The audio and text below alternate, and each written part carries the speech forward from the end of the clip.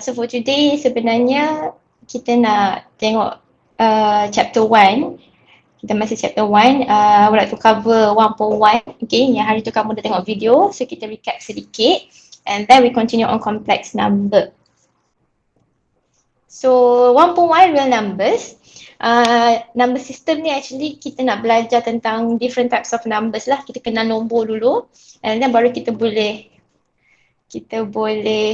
start mengira kan, because mathematics is all about numbers. Okay, so this will be our next slide. So the learning outcomes for our first subtopic will be, you need to know the definition of N, W, Z, P, Q, Q prime. Apa benda ni semua? Now, do you still remember what is N? N to represent apa? N? Natural number. Yes, N is for natural numbers. How about W? W? Whole number. Yes, betul. Kita ada whole number W. Z? O, Z? Yes, integers. And P? Ada ke P? What is P? P rasanya dia represent apa? Prime number. Ya, betul. It is actually prime number. And then Q is for rational.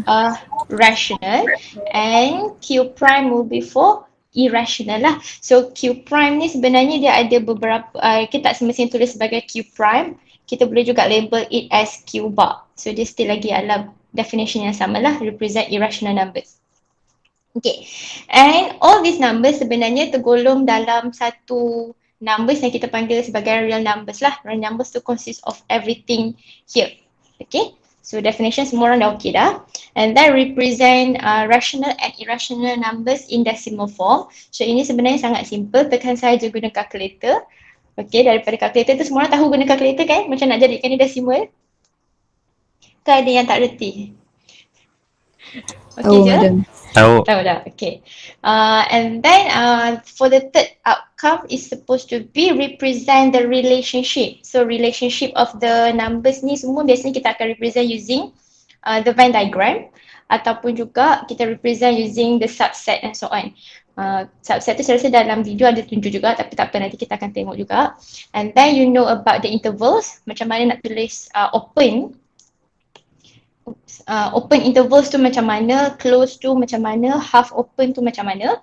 Kan, open will be both bracket biasalah. Kalau close will be both square brackets macam ni. Okay, kalau open, let me do it here. So open kita akan buat macam ni saja. And then for close will be square brackets, and half open dia ada two types, sama ada kat depan dia yang bracket biasa ataupun at the back lah. Like this. Okay. And then kita kena tahu juga guna number line. And finally, we need to know about the union and intersection and how to represent the union and intersection using our number line. Okay.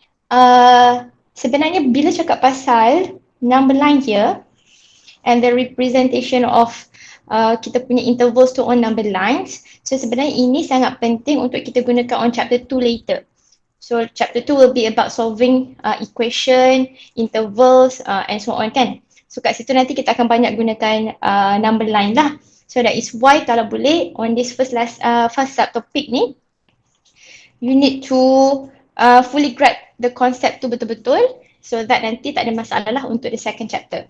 Okay, so this is learning outcomes. Okay, now I believe bila kita cakap pasal mathematics, you know that mathematics dia mesti ada nombor kan. Kalau tak ada nombor tu dia macam bukan matematik lah. Even masa kecil-kecil pun kalau kita kira, kalau belajar mathematics we start with we learn about numbers kan, 1, 2, 3, 4, 5 and so on. Okay, so the numbers are the basic building blocks of mathematics. Dia paling basic lah. Now kita look for the types of numbers. Types of number, tadi kamu dah tahu dah the definition of the numbers. Okay, sekejap, ada ramal masuk. Okay. So you know that the definition of numbers, kita ada N natural, W whole, P for prime.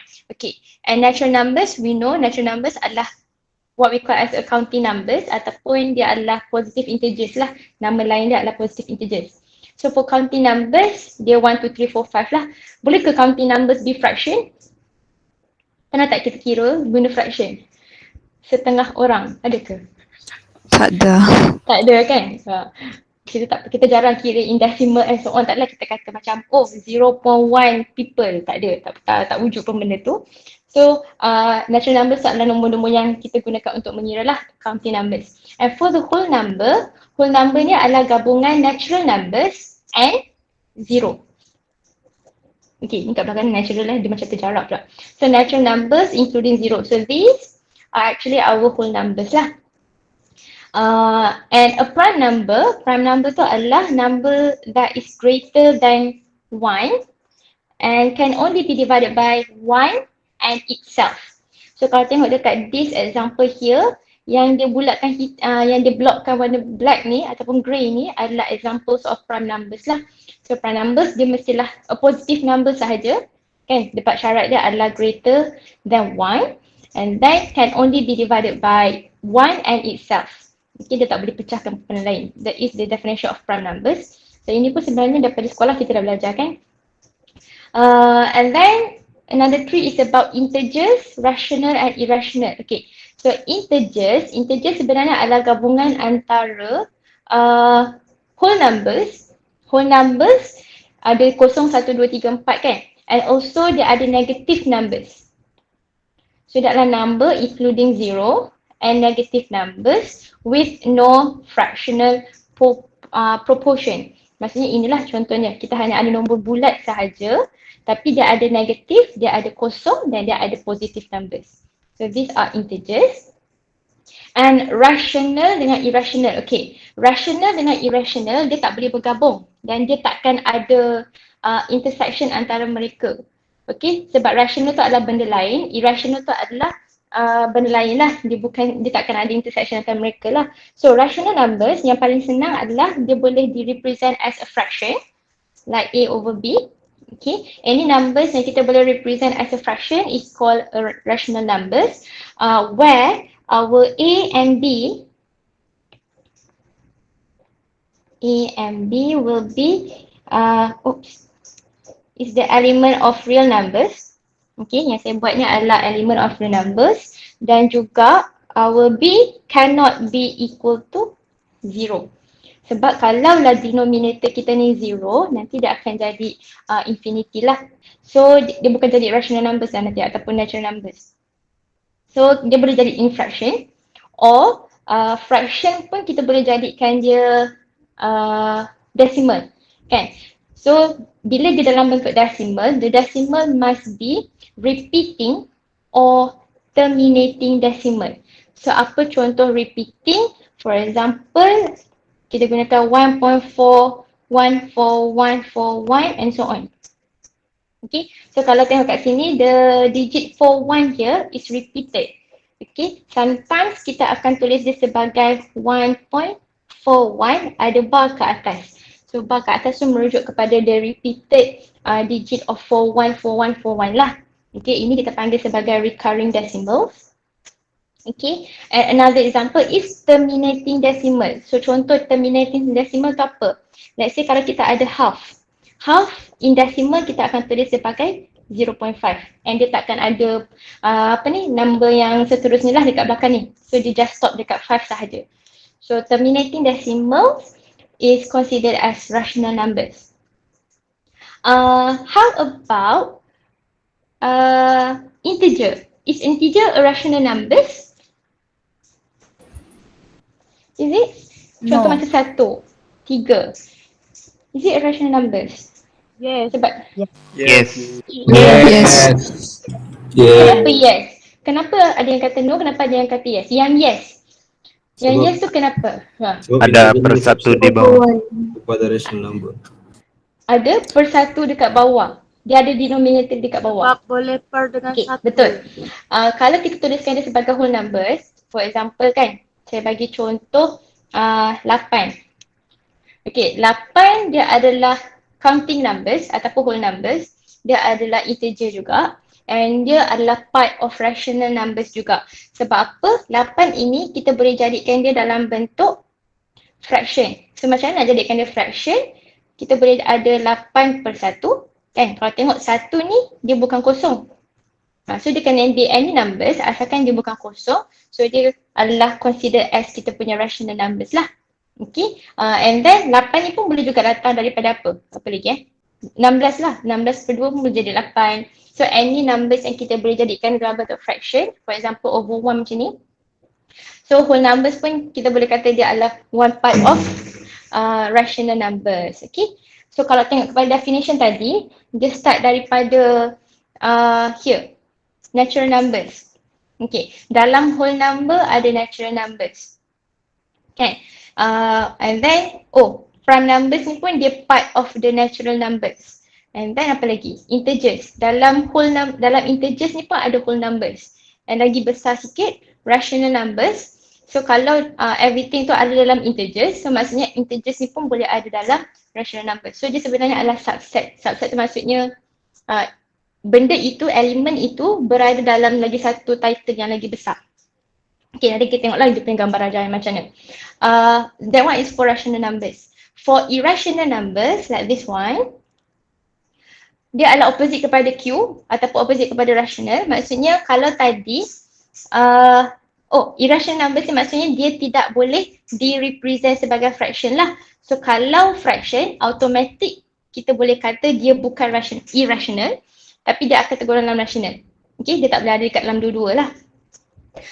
And for decimal pula, maksudnya irrational ni hanya boleh jadi decimal. So decimal yang macam mana? The non-repeating and non-terminating decimal. So maksudnya digit yang dekat belakang tu dia tak akan repeat, dia akan jadi nombor yang berbeza sentiasa dan dia tak akan berhenti. So for example, if we look the value for pi.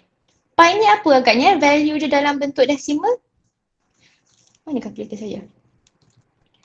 Siapa hafal pi itu apa? 3 point? 3 point? 3.142. Yes, 1,5,9,42 and so on lah kan. Dia sebenarnya lagi panjang. So if we look at the back here, nombor ini tak ada yang repeated pun dan dia continuous. Dia takkan ada nombor yang dia berhenti lah. So dia boleh continue. And kalau kita tengok kat sini E. E ni sebenarnya E to the power of 1 ataupun kadang-kadang kita panggil dia sebagai Euler number. Kita tak panggil dia sebagai exponent exponent tu lain. Okay. Yang E ni kita just label sebagai E saja, E to the power of 1 ataupun nama lain dia adalah Euler number. So for E to the power of 1, macam mana nak tahu value dia daripada calculator? Mana saya punya ni? Oh, here. Dalam letak tengah calculator. So suppose kalau E ni kita dapat value apa? 2.71828 and so on. Okay, 71828 and so on lah. Kalau tengok nombor dia ada repeat, macam kita nampak pattern macam repeated, tapi sebenarnya repeated dia tu tak, dia bukannya sentiasa sama, 718, 718 tak. Tapi dia macam ada nombor yang 1828 kan, kalau dia lagi panjang. So that one pun bukan irrational numbers and also square root of 2, square root of 2 bukan. How about square root of 4? Square root of 9, square root of 16. So is these three numbers considered as irrational? No. No. No. Walaupun dia ada square root, tapi sebenarnya kita boleh simplifykan dia kepada bentuk whole number kan. This one will be 2, 3 and this one will be 4. So these numbers ni dia akan masuk dalam rational numbers lah. Ataupun nanti ada lagi pula dia punya yang kecil-kecil tu. Okay, so for now, boleh dapat bezakan semua ke? Rational mana, irrational apa and so on? Okay ke? Okay. Kalau kita tengok yang semua orang pun dah dapat balik kan yang tutorial punya, yang last week punya tutorial tu saya dah written dah. And if you look, sebenarnya mungkin ada yang tersilap sikit lah part rational dengan irrational tu, mungkin ada yang confused, ada yang terlupa yang nombor 8 macam ni pun boleh jadi dalam bentuk rational and so on kan. Tapi majority of you did not write the answers in ascending order. Okay, sebab saya rasa pun benda tu tak diterangkan dekat dalam video kot, so ramai yang terlepas pandang benda tu lah. So whenever kita nak list the numbers, kan, kalau kita nak tulis jawapan dalam bentuk solution set ke, dalam bentuk list biasa sahaja ke, so bila dia merupakan final answer kita, we need to write in ascending order lah, melainkan kalau soalan tu ada beritahu in descending order. Tapi biasanya tak beritahu pula. Usually kita akan terus tulis final answer kita in ascending order. Okay, so itu just minor mistake lah yang kamu buat. Okay, now this will be the relation of real numbers and so on tu dengan kita punya irrational numbers and so on tu lah.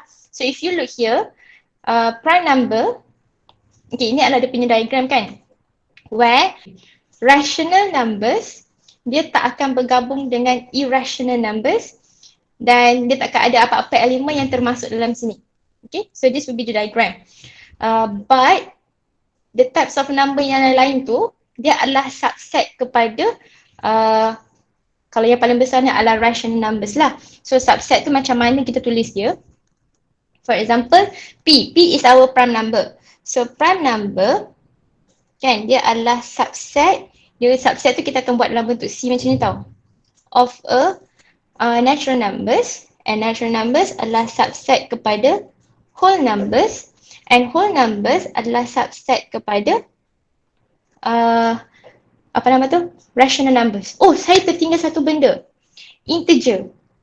Okay, kita buat lagi satu yang paling besar sikit. Kita tertinggal satu benda which is Z. Integer.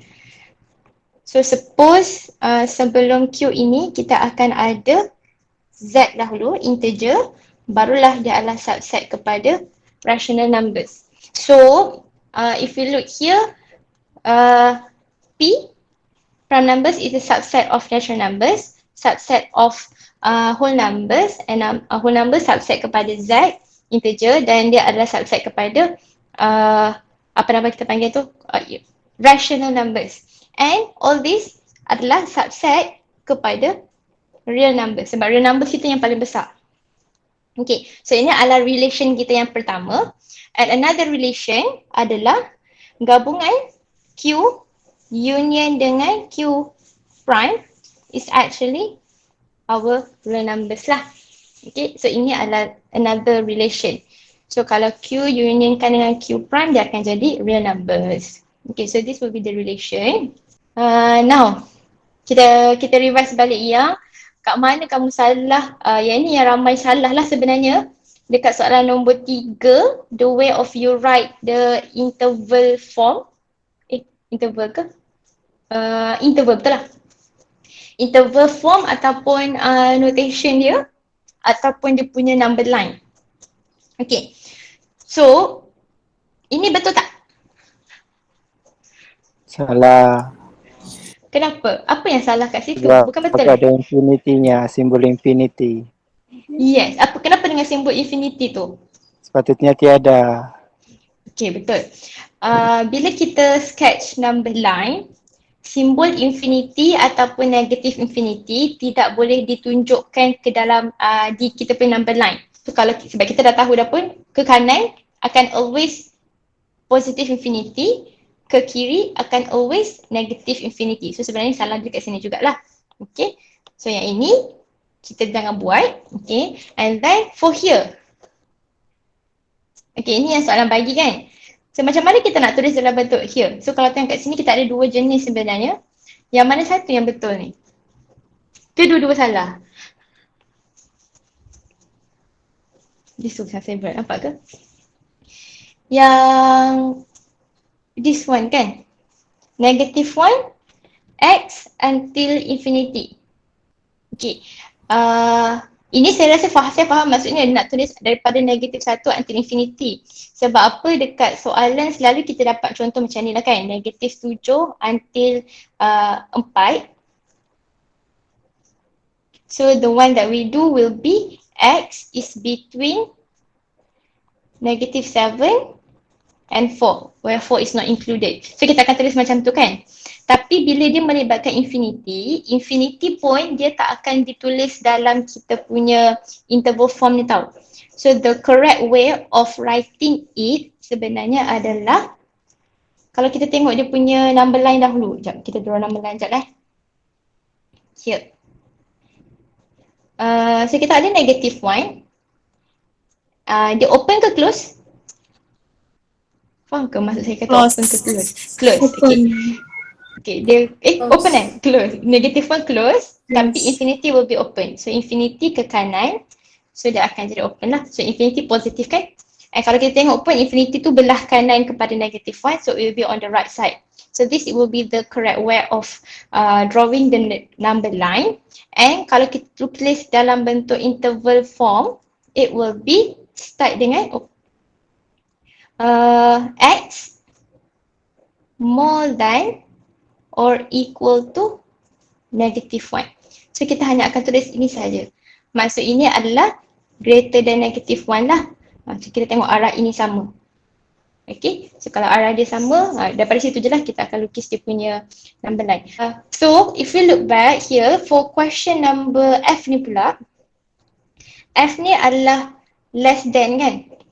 Less than 7 maksudnya kita punya arrow tu akan ke arah kiri. So here will be our 7. So ni kat sini open ke close this time? 7 tu. Open. Open. Sebabnya sini tak ada equal sign kat bawah dia kan? So it will be open. Betul-betul. So here lah. Ke arah kiri. And here we can see that kalau nak tulis dalam bentuk interval notation macam ni, bila dia melibatkan kiri ini, maksudnya dia adalah value negative infinity. Okay, so dia akan jadi negative infinity until 7. And both will be open brackets. So ni adalah open interval lah. So whenever kalau kita ada tulis infinity, infinity ni dia punya interval dia kat sini, notation kat sini will be always open brackets Dia tak akan jadi close lah. Sebabnya close tu bila kita dah confirm nombor dia apa. But for infinity, kita tak tahu dia punya nilai yang sebenarnya berapa, tapi kita tahu dia adalah nombor yang sangat besar ataupun nombor yang sangat kecil. So that is why for infinity ni kita akan buat open brackets like this. Okay. Alright. So yang ni pun semua dah tahu dah kan kat mana silap dia. Here, 7. Saya rasa mungkin tak tahu kot nak buat macam mana sebab tu jadikan 7. Okay, now kita move to this example. Okay. So dia adalah daripada nota nota yang dekat board tu. Soalan nombor 4. Okay. I believe for E, F dengan H tu tak ada masalah. Nanti kejap lagi saya beritahu apa dia punya final answer. But for D dengan G ni, I will show you the example of doing it lah bila kita melibatkan more than 2 intervals kan. Okay, so here perkara pertama adalah kita akan cuba lukis dia punya interval number line. Okay, kita ada negative 4. Okay, saya terlupa. Lagi satu, make sure bila kita draw number line kat sini, nombor tu mestilah ikut ascending order sebab ada yang tersalah order dia, so jawapan untuk intersection and union tu akan jadi salah. So antara kat sini nombor yang paling kecil adalah negative 4 kan? So it will be negative 4 here followed by negative 2 and then we have 0 over there and then kita ada 2 dan juga ada 4. Okay, so terlebih pula. Pelan sikit. So, for this interval ni, negative 4 until 2 both open. So, open and then kita draw. Okay, so ini yang pertama. And then 0, 4. Open. 4 pun open, kita draw. Okay, laju sangat ke saya? Okay je kan? Okay, and then last kali negative 2, 2. Kat ni saya terus lukis semua. Kalau siapa-siapa yang nak, tertinggal kat sini kena close dekat 4. Okay? And then for negative 2 will be closed and 2 there will be open. Okay. So, kita akan mulakan daripada yang paling hujung kat sini. Okay. So, for negative 4, 2 union with 0, 4. Ini 2 lah. So bila union maksudnya kita akan ambil semua yang ada line. So that means the answer for this will be daripada negative 4 until 4. So ini saya tak payah lorikkan lah sebab kita tahu this will be the answers. Okay. But then for negative 4 until 4 ini kita perlu intersectkan dia dengan negative 2, 2. So if we look at the intersection antara ini dan juga ini. Sekejap, boleh nampak ke? Saya cuba lukis dia berbeza.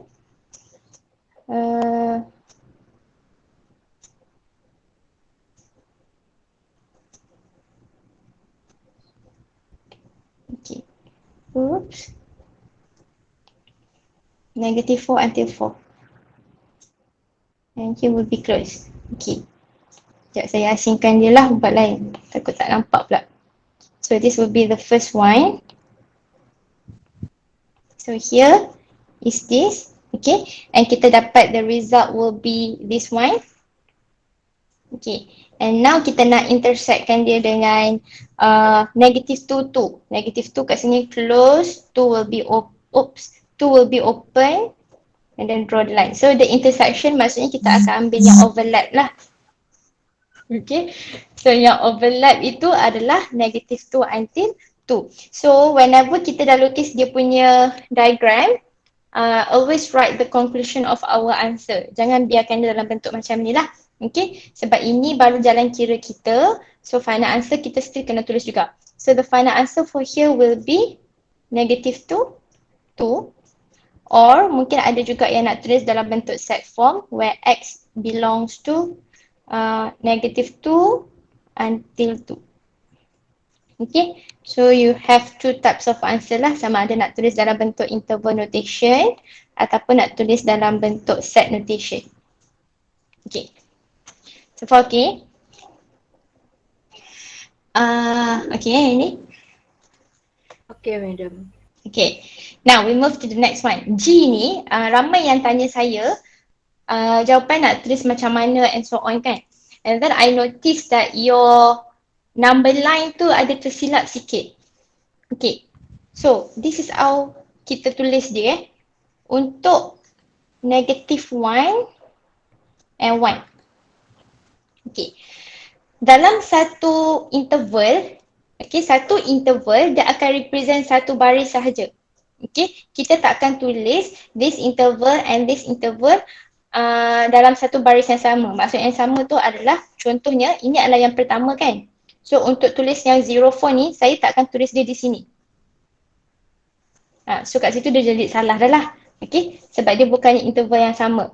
Okay, so for this question, the first interval here is negative infinity until negative 1.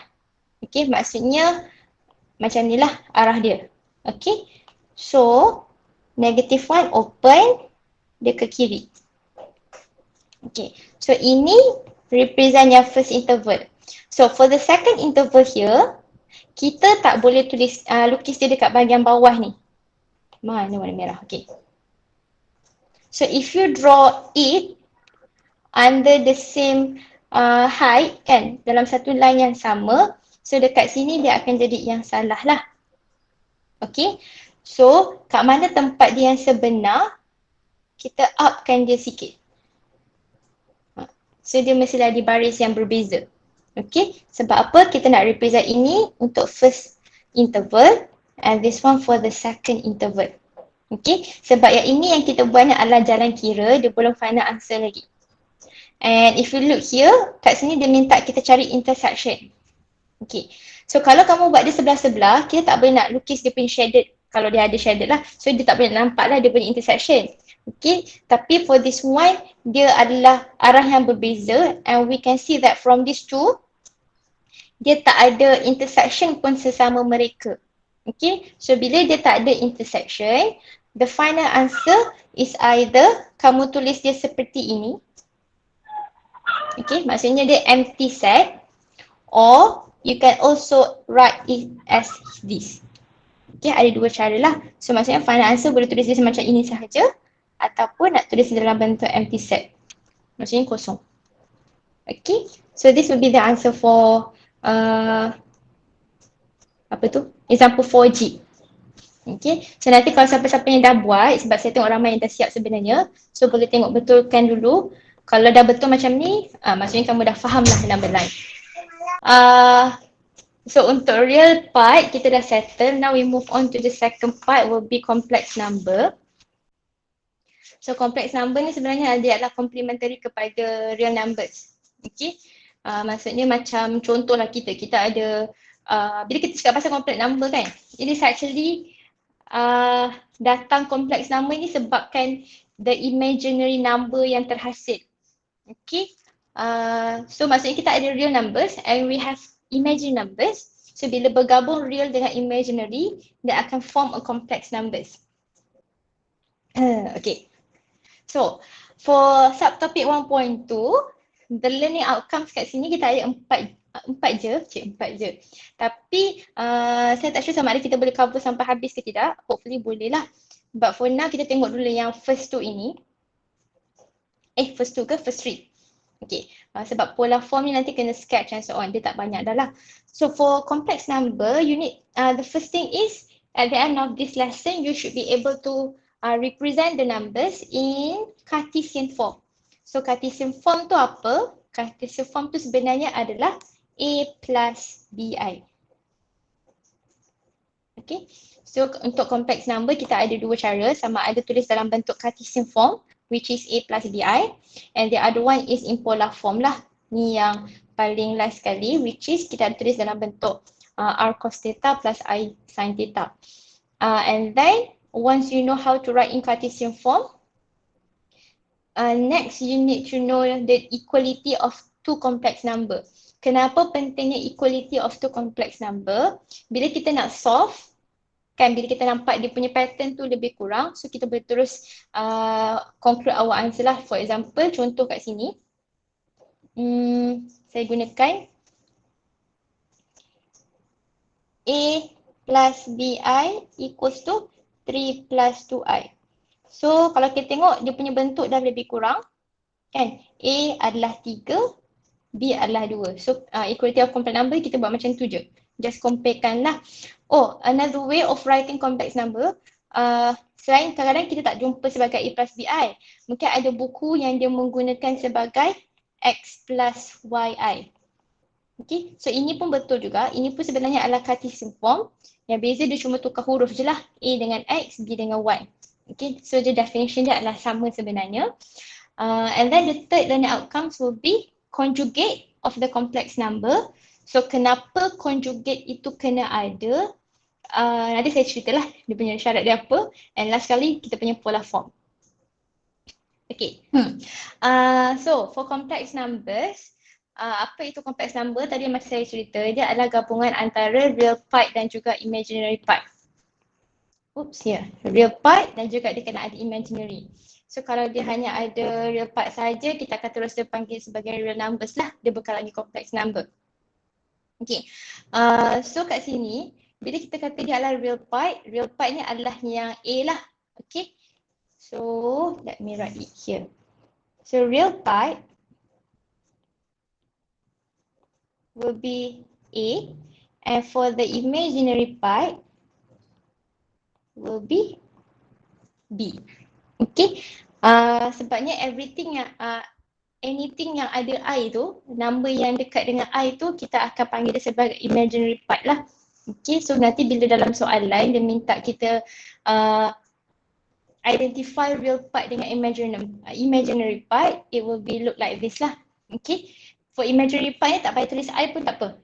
Tak apa, tak payah tulis I pun. Dia just kita nak beritahu nilai kepada imaginary tu adalah nilai B. Okay, now we look at the complex number and its conjugate. Okay, tadi kita tengok conjugate, kita akan tulis dia sebagai Z bar. Oops, kat sini tak ada Z bar pula. Okay, for example, let's say kalau kita ada complex number, Cartesian form dia adalah A plus BI, conjugate kepada A plus BI ini adalah A minus BI. So if we look really careful here, sign kepada imaginary part will be the opposite. For example, kalau kita ada plus dekat imaginary part, so for conjugate dia akan jadi minus.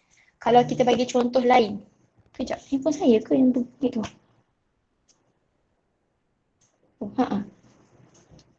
So kalau kita bagi contoh lain, contoh lah ya, Z is equal to yi plus x. Kan? What will be the conjugate for Z. There. Untuk yang Y. X dengan ni. YI negatif X. Okey, ada jawapan pertama adalah YI negatif X. Okey, ada jawapan lain? Yang X tu macam Kejap, kejap. Apa dia? dia jadi Negatif X minus Y. Kejap, siapa? X X minus YI. X minus YI. Okay, so kita ada jawapan yang kedua. Ada lagi jawapan lain? Ada? Tak ada. Ada lagi yang nak terfikir jawapan lain? Tak ada. Kita ada 2 jawapan je lah. Ada ke jawapan lainnya? Siapa tak tahu? Tengoklah apa yang kamu fikir sekarang. So 2 ni je dulu. Okay, kita ada 2 jawapan kat sini. So which one of these two is correct ataupun is it both correct? Second Second one correct. one correct. Second one correct. Kenapa yang first ni bukan correct? Salah Because the one unknown-nya. is positive. Salah Unknown dia. dekat Dia punya dia punya Position yang oh, yes, negatif. betul. Negatif dia salah. Ataupun mungkin ada yang menghafal dia seperti ini. Ini kita nampak kat sini plus kan? So automatic kita tahu kat sini negatif. So kena berhati-hatilah dekat situ. Okay, so maksudnya this will be the incorrect one and this is actually the correct one. Sebab apa? Kalau kita rearrange back, it is actually X plus YI. Okay, and our imaginary part here adalah positive Y. So conjugate, syarat dia mestilah imaginary part yang sign dia opposite. Okay, so for here, yang sepatutnya adalah X minus YI. Okay, so kat sini kena hati-hatilah bila kita tengok tu. Kalau nak selamat, setiap kali tengok soalan tu, kalau dia memang suka ubah position antara imaginary part dengan real part tu. So biasakan untuk menulis dalam bentuk A plus BI ataupun X plus YI. Real part tu mesti kat depan, imaginary tu mesti kat belakang. Okay, so ini adalah yang pertama. Apa lagi? Oh, another one. Okay, ni ada real part dengan imaginary part kan? Contohlah, Z kita sama dengan 3I. Conjugate dia jadi apa ya? Negatif 3I. Negatif 3I. Betul? Okay, sebab dia punya real part, dia tak ada real part, dia hanya ada imaginary part sahaja. So it is considered as complex number jugalah. Sebab real part kita adalah kosong. Tapi sebab kita punya sign of sign of imaginary part is a positive. So untuk conjugate it will be negative. Okay, so boleh faham dia punya conjugate ni macam mana? Okay, kenapa kita kena tahu ada conjugate? Kalau kita tulis complex number, syarat dia mestilah dalam bentuk A plus BI. Kan? So, contohlah kalau kita ada terjumpa dia seperti ini, Z is equals to A plus BI over 6I. Okay. So, is this a Cartesian form? Is it the correct Cartesian form? No. Kalau saya ubah dia seperti ini, A over 6I tambah BI over 6I. Bukan sama. Betul? Benda yang sama. Dia adalah benda yang sama sebenarnya. Saya just separate dia kepada 2 fraction macam ni lah. Kan? Tapi tak apa yang selalu orang buat. Ini, tiba-tiba dia akan jadi seperti ini. Sekejap saya tulis guna pen merah lah.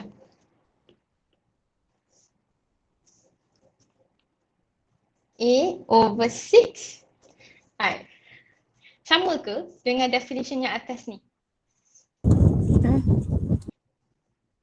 Tidak. Sama ke? Tak. Okey, kat sini tak sama. Okay, nasib baik semua orang perasan dia tidak sama. Tapi jangan risau, memang akan ada juga yang terbuat seperti ini. Okay, sebab dia nampak I ni, macam, boleh je lah tulis kat atas tu. Dia tak sama kalau I tu dekat denominator, kita tak boleh bawa dia terus naik atas. Tetapi, kalau ini boleh simplify tak? Boleh kan sebenarnya? Dia adalah Boleh. B over 6 sahaja. Okay, so let's say kalau saya simplify dia, kat mana lagi nak cantik? Ini, bolehlah dia jadi A over 6I plus B over 6. So kita ada real. Real. Kita ada imaginary. So is it a Cartesian form? What do you think? Yes. Yes. Okay, kita ada seorang cakap yes. No. Sekejap. No, ada Tak yang cakap pasti no. lah, Miss. Tak Not pasti. sure. Saya suka bila kamu kata tak pasti. So, rasanya apa ya? Tadi saya kata A over 6I, okay, dia tidak sama seperti ini. Let's say lah kalau kita dapat tulis dia seperti ini, A over 6I plus B over 6, ini dengan ini adalah dua makna yang, dua form yang berbeza. Okay, sebabnya satu I dekat tepi, satu lagi I dekat denominator. Okay, bila dapat tulis dalam bentuk ini, this is actually the correct Cartesian form. But for our question here, yang kita dapat tulis adalah ini. Kan? So bila kita tulis dalam bentuk ini, sebenarnya this is not a Cartesian form yet. Sebabnya kita nampak ada kompleks, ada imaginary number dekat denominator. Okay, so bila kita ada imaginary number ataupun complex number dekat denominator, that is when kita perlukan conjugate untuk rationalizekan our complex number yang dalam bentuk fraction tu in terms of this form ataupun inilah. Okay, boleh faham ke? Ke nak kena tunjuk example? Saya akan tunjuk example kot. So far okay? Ke dah pening dah? Okay, madam. Okay. Sebab saya rasa mungkin ada yang dah tengok video kan. So mungkin dapat grab apa yang saya cuba cakap. Now, let me show you one example. Sebelum kita buat example tu, kita tengok dulu simplifykan kita punya complex number ini ataupun imaginary number ini. So, sebenarnya complex number pun kita boleh perform operation tambah tolak darab bahagi pun boleh. Tapi bila bahagi tu, itu yang melibatkan conjugate lah, macam mana kita nak apply conjugate. Tapi untuk tambah tolak kita akan perform dia ikut dia punya real part dengan real part, imaginary part dengan imaginary part. So yang itu nanti saya rasa boleh tengok kat video sebab dia simple je contoh dia kan. Kalau darab kita expand lah. Contoh lah ya. Kena contoh juga. 3 tambah 2i kita darabkan dengan 6 tambah 4i. Okay, so ini adalah multiplication kan. So what we are going to do adalah kita expand untuk setiap term tersebut. Okay, once we expand, lepas tu baru kita simplify dia, jadikan dia dalam bentuk A plus BI.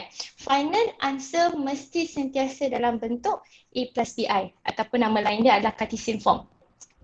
Okay, kalau contoh tambah tolak pula, contohlah kan, 6 tambah 2i tambah dengan 3i. So kalau tengok kat sini, real part kita untuk this number adalah kosong. Kan? So the result here will be 6 tambah kosong will be 6. And then 2i tambah dengan 3i akan jadi 5i. So ini yang paling basic lah, tambah tolak darab. Kalau bahagi tu nanti kita guna conjugate. Okay, now cuba kita simplifykan ini dahulu. Square root of negative 18, square root of negative 8. Secara konsepnya, cara penulisan ini adalah kurang tepat. Sebab apa? Dalam square root itu kita ada negative number. Okay, dalam square root tak boleh negatif lah. Sebab kalau kita ke calculator pun dia akan jadi undefined. Ke math error Try sikit. Math error. Sebab apa dia make error? Sebab dia melibatkan complex imaginary number. Okay, so macam mana kita nak permudahkan dia supaya dia jadi in terms of I?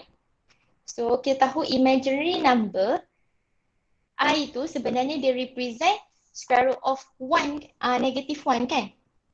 So here kita boleh tuliskan dia sebagai square root of 18 saya darabkan dengan negative 1. Okay. And square root of negative 8 tu pun kita pecahkan dia kepada 8 times by negative 1. So ini kalau nak buat bracket macam ni pun boleh, tak ada masalah pun. Okay. Now bila kita ada tulis nombor yang berbeza dalam satu bumbung, kita boleh separatekan dia kepada dua bumbung yang berbeza lah. So it will be square root of 80 multiplied by square root of negative 1 multiplied by square root of 8 multiplied by square root of negative 1. And here we know that square root of negative 1 is actually I. Square root of 18 dapat apa? Boleh ke simplify dia? Tak boleh. Point-point dia. Point-point dia.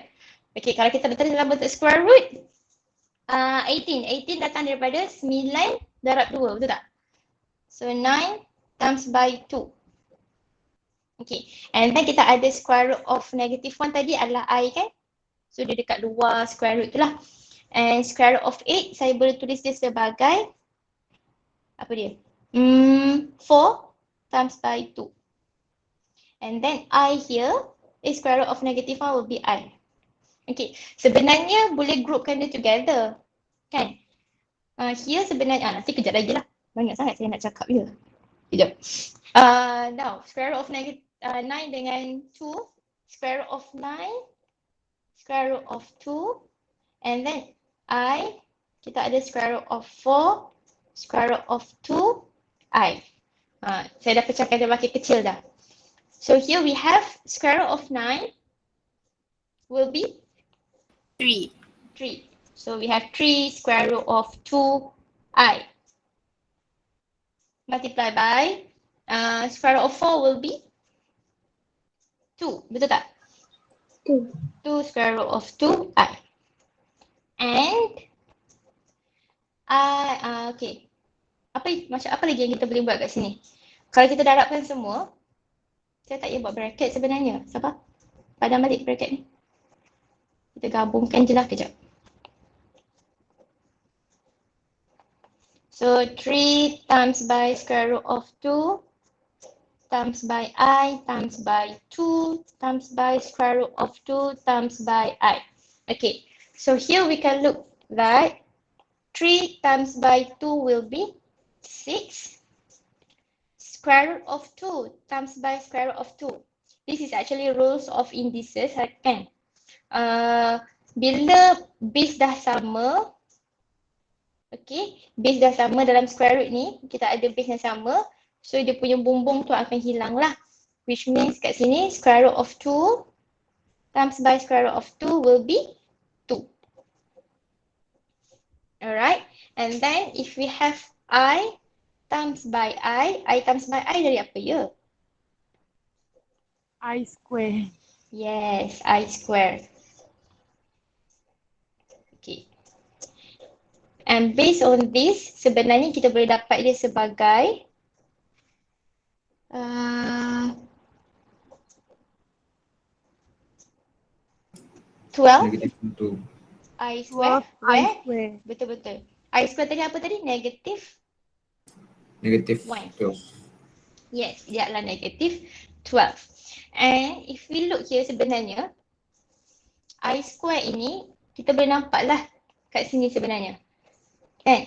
So you know that the properties will be I square which dia datang daripada I times by I where square root of negative 1 times by square root of negative 1. And now kita tengok base kita dah sama. So dia punya square root itu akan hilang lah. So it will be just negative 1. So that is why I square here dia akan jadi negative 1 sahaja. Okay. So nanti kat sini boleh try lah soalan ni. Kenapa dia ada satu ada bracket, satu dia tak ada bracket? Here. Okay, so this one pun nanti kamu boleh try soalan ni, nak tengok jawapan dapat apa. Ke dah ada yang cuba dah? Okay, saya bagi masa kamu cuba. Cuba buat dulu. What final answer do you get? Square root of negative 25 times by square root of negative 4. Tak payah bracket pun tak apa sebenarnya benda ni, tapi tak apalah. Tertypo kot saya. Kita bagi berapa minit? 3 minit? 2 minit? Cukup tak?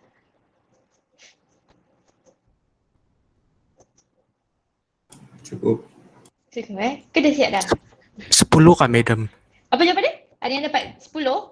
Ya, 10. 10. Okay, seorang dapat 10. Okay, kita tunggu dulu jawapan orang lain. Negatif 10. Okay, ada yang jawapan kedua adalah negatif 10. Okay, jawapan seterusnya.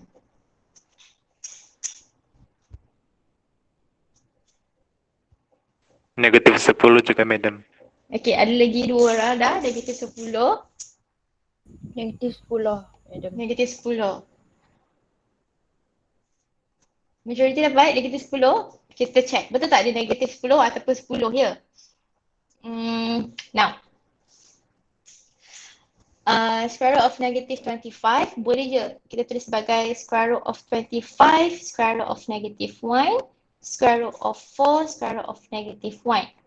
Square root 25 dapat 5, square root 4 dapat 2. So 5 times by 2. And then here we have square root negative 1, square root negative 1 ataupun I kan. Ataupun nama lain dia adalah negative 1 sahaja. And here we can get negative 10. Okay, so the correct answer is negative 10. Mungkin yang jawab 10 tadi tu mungkin termiss dekat square root of negative 1 ni. Okay. So far okay operation dia okay, darab-darab dia okay. Apa lagi? Oh okay. Now, let's try this one. Bila kita nak melibatkan conjugate. Okay. Tadi kita dah buat darab dan saya dah tunjuk contoh simple untuk kelas. Now for divide. Divide ni kadang-kadang kita tulis dalam bentuk fraction lah. So ini adalah improper way of writing complex number. Sebab apa? Denominator kita nampak ada dalam bentuk ada real part dengan imaginary part. Okay, so ini adalah cara yang kurang betul lah untuk tulis kita punya complex number. So, untuk jadikan dia dalam bentuk A plus BI, what we are going to do is we are going to multiply by conjugate. Okay. Bila dalam bentuk fraction ini, conjugate yang kita maksudkan itu, kita refer kepada denominator dia. Okay. So kita akan ignore atas ni. Untuk conjugate, kita akan tengok yang bawah ni lah. So we have 5i plus 2. So what will be the conjugate for 5i plus 2? Rasa-rasanya apa? 5i minus 2. Okay, so orang bagi 5i minus 2. Ya ke? Confirm? 2 minus 5i.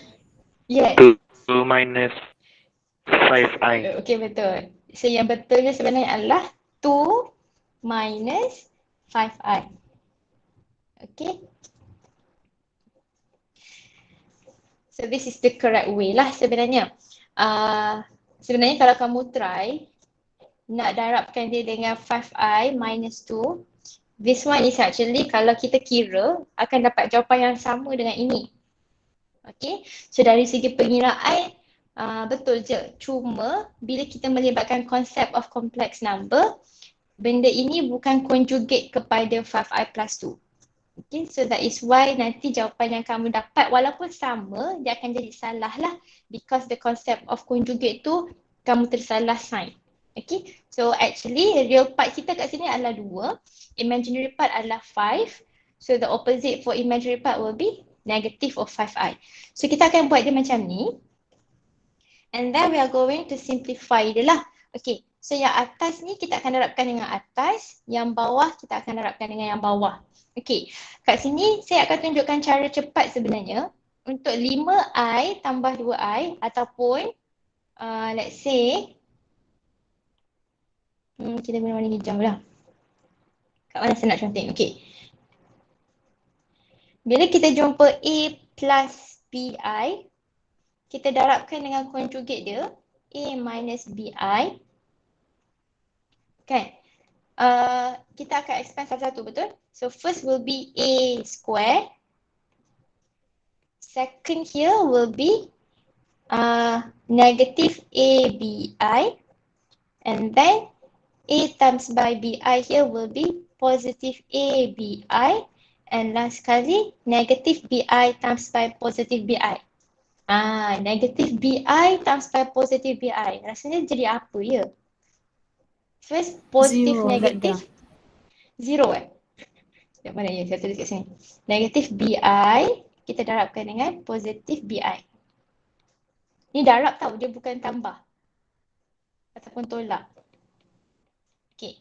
First we look, negative sign, darabkan dengan positive sign, dia akan jadi apa? Negatif. Negative. And then B times by B, dia akan jadi B square. Okay. And then I times by I, dia akan jadi I square. Yes, betul. I square. Okay. So here, you know that I square, kenapa tak padam? Okay. I square, tadi kita tengok, I square sebenarnya adalah negative 1. Okay, saya pindahkan ke sini sekejap. Okay. I square is negative 1 kan? And then we know here, negative AB tambah dengan positif AB akan jadi 0 AB. Okay, so ini akan dihilangkan lah.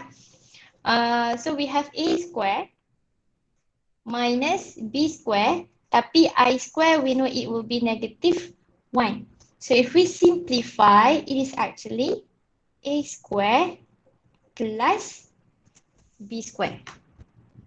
Okay, maksudnya kat sini, bila complex number didarabkan dengan conjugate dia, kita boleh terus squarekan real part A dia apa, squarekan imaginary part dia apa. Okay, boleh faham ke? Boleh. Boleh Okay, now kita continue lah dekat sini. So 4 darab 2 berapa? 8 tolak 20i tambah 14i. And then we have I dengan I akan jadi I square kan? I square automatic negative 1. Kita tak apa, kejap. Saya tulis dia sebagai negative 35 times by negative 1. Okay. So negative 1 dia ni tahu sebab dia adalah I square over. So tadi denominator kita kat sini sebenarnya adalah 2 tambah 5i. Kan? So 2 tambah 5i darabkan dengan 2 tolak 5i. So kalau kita cuba gunakan sifir ini, so 2 square, A kita adalah 2, 2 square will be 4. Saya tulis 2 square dululah. So 2 square plus, our B part adalah 5, so dia akan jadi plus dengan 5 square. Okay, and now kita simplifikan dia. Imaginary dengan imaginary, real dengan real. So kita ada kat sini sebagai positive 35. So 8 tambah 35, dapat berapa ya? 43. 43, betul. Negative 20i plus 14i. Dapat negative negative 6. Okay, negative 6i. And then denominator kita sekarang ni adalah 4 tambah dengan 25. 4 tambah 25 adalah 29. 29. Okay, so now kita asingkan dia. 43 over 29 minus 6 over 29i. Okay, adakah ini dalam bentuk A plus BI? Ke belum lagi?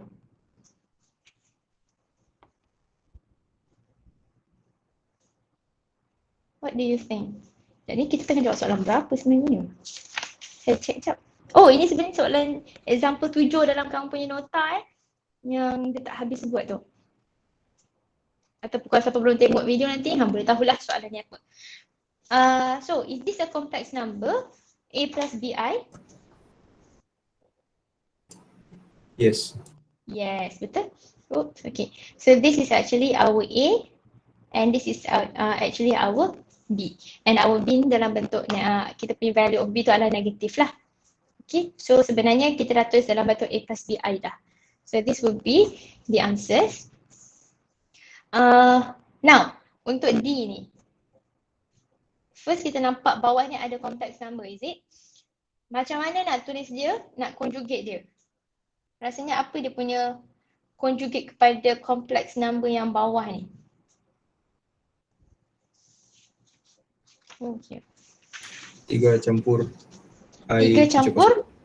Yes. 3 campur I punca kuasa 2.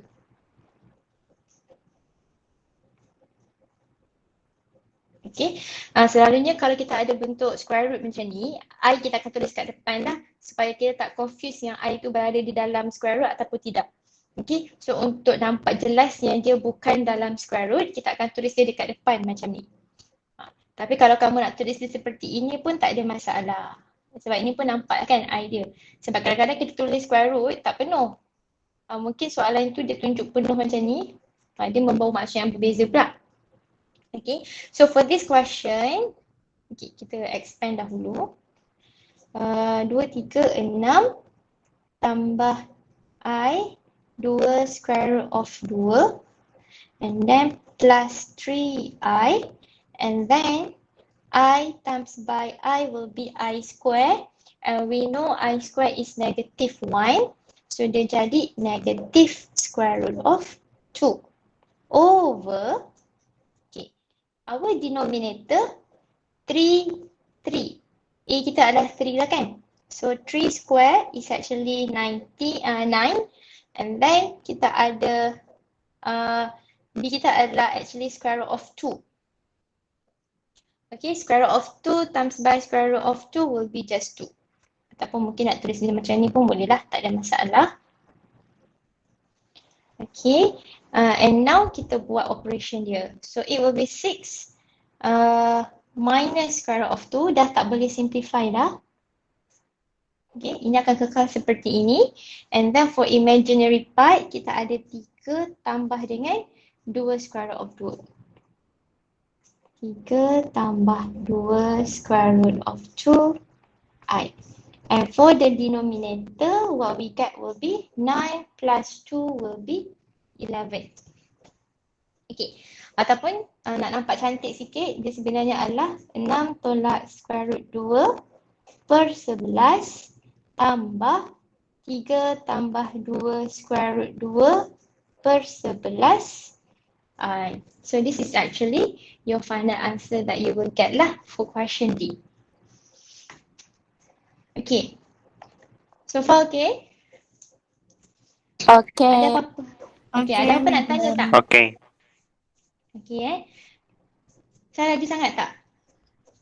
Okay. Boleh kecap Okay. Okay, apa lagi? Kita dah belajar conjugate. Oh, alright.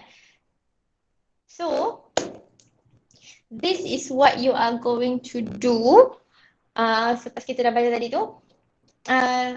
Look for tutorial question. Kan, soalan tutorial kita tadi, hari ni kita dah buat 1 sampai 4. So now you can continue on 5 until 11. Kejap, kat mana saya simpan buku tutorial? Oh, here. Oops. Okay. So if you can see on this screen, okay. Bolehlah jawab soalan ini. 5, 6, 7, 8, macam banyak pula ya. Tapi tak apa, laju je korang buat. 9, 10, 11. Okay, so you are going to do this. Berapa soalan ni? Banyak ni sebenarnya. 3, 6. 7. Okay, ada 7 soalan. Ini dia suruh kita simplify. Mana ya, saya tulis begini. Okay. So this sebenarnya dia suruh kita simplify. Alright. And then contoh macam ini tadi tulis dalam bentuk I lah. Okay. Ini kita expand. Ini pun kita expand je. Ini kena gunakan conjugate. Okay, this one pun conjugate juga.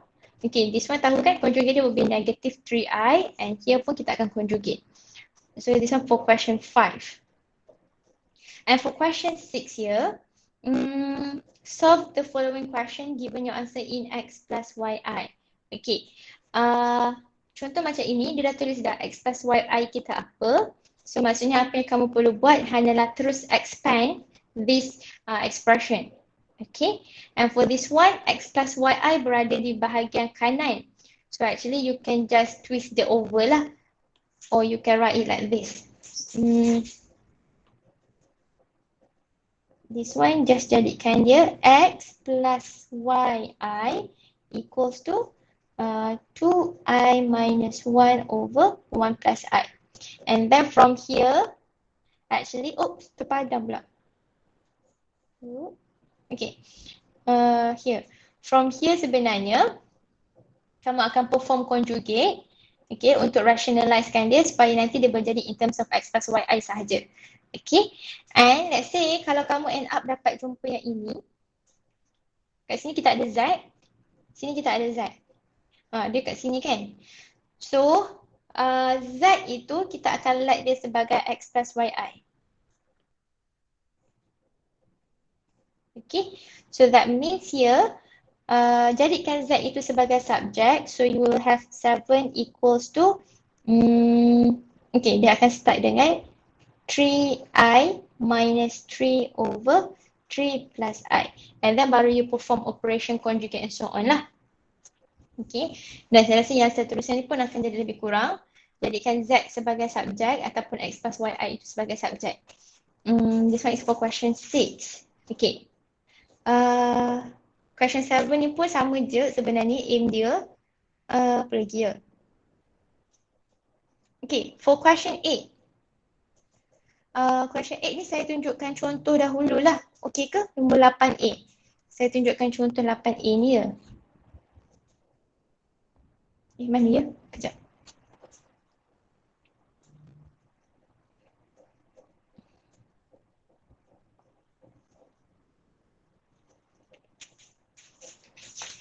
Ini sikit mana soalan dia.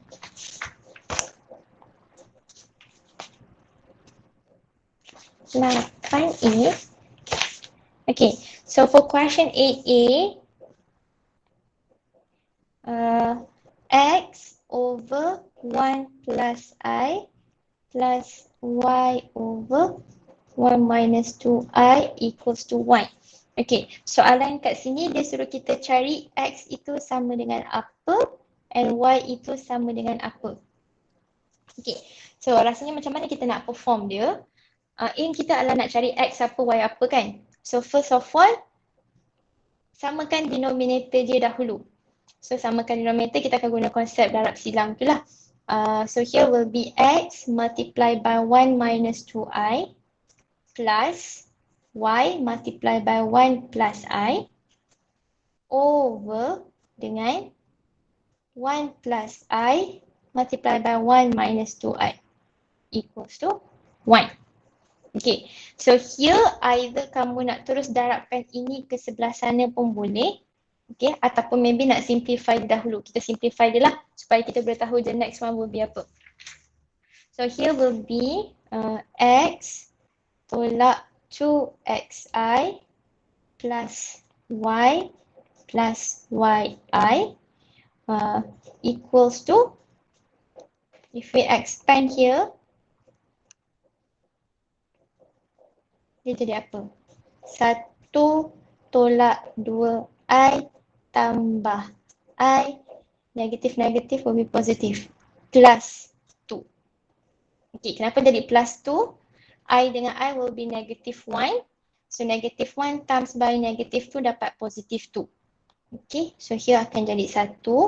And then here we group X dengan X, bukan, maksud saya real part dengan real part, imaginary part dengan imaginary part.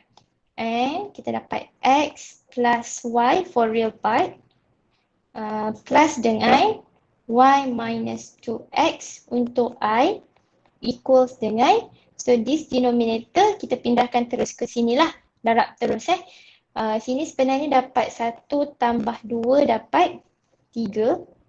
And then negative 2i plus I will be negative I. Okay. And here actually, kamu dah nampak, kita ada real part, kita ada imaginary part. Boleh terus gunakan comparison. Okay. So, I'm going to use compare untuk real part. Yang kita compare adalah X plus YI dengan 3. So, X plus Y equals to 3. So, let's say kita jadikan X sebagai subject. So, dia akan dapat 3 minus Y. And then we compare the imaginary part. Imaginary part kita yang ini. Maksudnya sini akan jadi, sini akan jadi negative 1 lah. I tu kita ignore. Okay. So, dia jadi apa ni? Y tolak 2X sama dengan negative 1. And here, let's say this will be our first equation. This will be our second equation. And you are going to perform substitution lah. Ataupun maybe ada nak guna elimination and so on. Saya gunakan substitution. Let me continue it here. Substitute 1 into 2. So, kita ada apa ya? Y minus 2, 3 minus Y equals to 1. So, Y minus 6 plus 2Y equals to 1. 1 plus 2 will be 3Y. 1 minus 6 will be negative 5. And here we have Y equals to negative, sabar, sorry. 1 tambah 6 is it? Okay.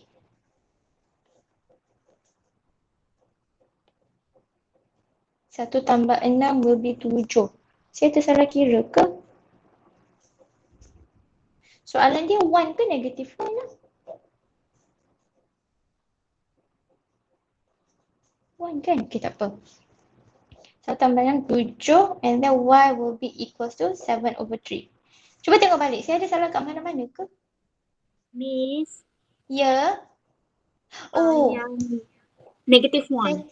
Kat sini, Sini saya tulis negative 1 kan? Okay, thank you. So here negative 1. Baru betul. Berapa tadi? Negative 1 plus 6. Negative 1 plus 6 will be 5. So dapatlah jawapan 5 over 3.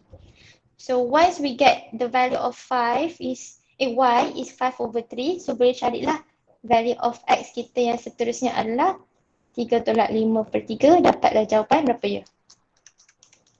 Berapa jawapan yang kamu dapat? Is it 4? 4 over 3, is it? 4 over 3. Yes, okay, betul lah, sama. So kat sini kita boleh conclude lah sebab soalan dia, apa soalan dia tadi? Dia minta kita cari X dengan Y sahaja kan? Dia kata dia suruh kita cari X dengan Y sahaja. So boleh terus, boleh leave our final answer like this lah. X is equals to 4 over 3 and Y will be equals to 5 over 3. Okay, nanti for question part B pun kamu akan gunakan cara yang sama. Okay, so nanti nantilah saya bagi contoh ni. Apa lagi? Okay, saya explain pasal nombor 10 ni. So for this question, find Z bar ataupun find the conjugate in the form of A plus BI for the following Z. Okay, kat sini mostly ramai yang tersilap. Dia nampak kat sini value kita adalah 1 plus I over 2 minus I kan? This is our Z. So kamu rasa agaknya apa final answer kita? Ada siapa-siapa boleh teka ke apa Z bar kita? Ke kita kena kira dahulu sebenarnya? Kita akan nak selesaikan dulu. Baru boleh cari conjugate. Yang kita selesaikan tu sebenarnya kita buat apa? Kita rationalkan dia punya denominator. Betul. So the first thing is we need to simplify dahulu kita punya fraction form ni ataupun yang dalam bentuk multiply macam ni kan. The one that we multiply by conjugate, which is kat sini contohlah 2 plus I over 2 plus I. Okay, so nanti kamu akan dapat jawapan in terms of A plus BI dahulu. So the thing that you do here, benda ni, ini kamu darabkan dengan conjugate.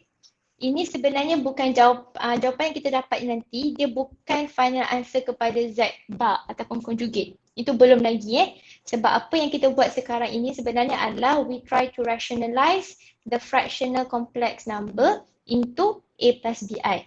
So sebenarnya ini adalah Z sama dengan A plus BI. So nanti bila kamu dah dapat Z sama dengan A plus BI, bila kita nak cari dia punya Z bar ataupun conjugate dia, terus gunakan A minus BI. Okay, so maksudnya untuk soalan nombor 10 ni kena perform dahulu, rationalize yang guna conjugate tu dahulu, simplifykan dia dalam bentuk A plus BI, lepas tu baru kita cari dia punya conjugate dia apa. Okay, so ini masuk kepada ayat nombor 10 lah. Ayat nombor 11 ni sebenarnya dia suruh kita solve what is the value of A plus BI. So nanti kamu rearrange sahaja. Okay, so for okay ke? Okay. Okay, madam. Okay so untuk setengah jam yang seterusnya ni kamu akan buat dulu latihan ni and then nanti kita akan discuss lah on our next lesson hari Jumaat. Okay, tapi kejap.